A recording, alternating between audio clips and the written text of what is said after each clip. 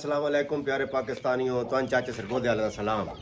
तुसी वेख रहे हो चाचा सरगोधियन यूट्यूब चैनल ते फेसबुक पेज। सब तो पहले भाई सारे दोस्तों नू मेरी तरफों ईद मुबारक ते अल्लाह ताला सालें दी कुर्बानी जड़ी वो मंजूर करे ते जिन्हां बंदियां इस बार तौफीक नहीं हुई अल्लाह ताला उन्हें अगले साल कुर्बानी दी तौफीक अता फरमाए। माशाअल्लाह जी असी अज बड़ा प्यारा सैटअप बनाया, पिंजरे लैके आए मोरां दे वखरे, मुर्गी नूं असीं जनाब अलहदा कर लिया ते अपना जिहड़ा तित्तर आई साडा काला जिहड़ा उड़ गया ही ते वापस आया वो असीं रीसेल करके ते एक होर तित्तर ले आए ते उस तित्तर नूं असीं सैट करने की कोशिश करसां। उस तो बाद जनाब हौली हौली असीं तुहानूं सारा सैटअप विखसियां। पहले जनाब तुसीं चैक करो जनाब साडा सैटअप।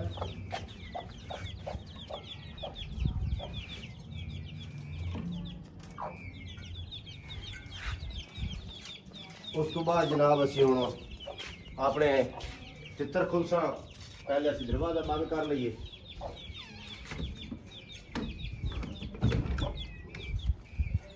सब तो पहले असीं जनाब खुलसा अपना चिणगू मिणगू ताकि अपना चुग चग लैन।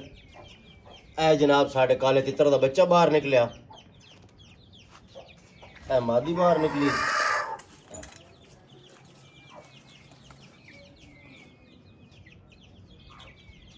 उस तो बाद जनाब ए साडा तित्तर बाहर निकलिया जी।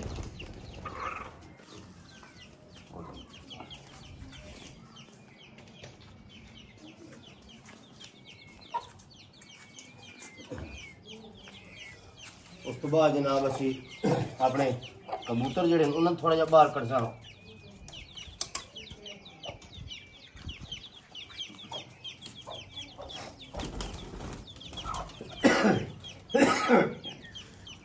उस तो बाद जनाब असी अपने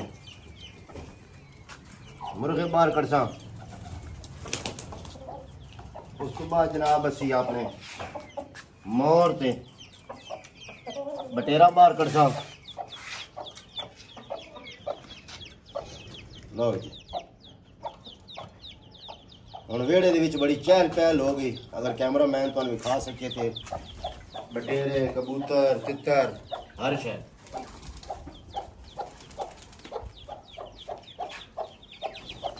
इन्होंने रखा जी असी दाना।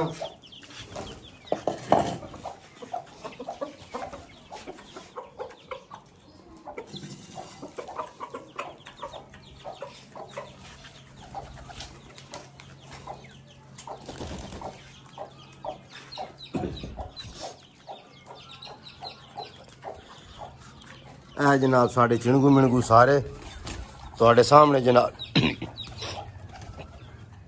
आज़ाद माजरत नाल मोर भी बिचे कबूतर भी तित्तर भी। उधर वेखो जी एक है साढ़ा जनाब तित्तर बदन ने ए साड़ी मुर्गी ते मोर। ए जनाब चहल पहल शुरू हो गई।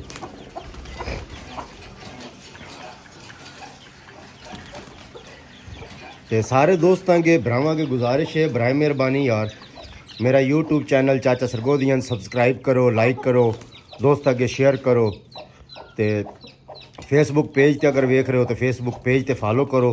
सारे दोस्तों के रिक्वेस्ट है, बहुत बहुत मेहरबानी ते शुक्रिया। तो एक दफ़ा फिर सब नू मेरी तरफों ईद मुबारक।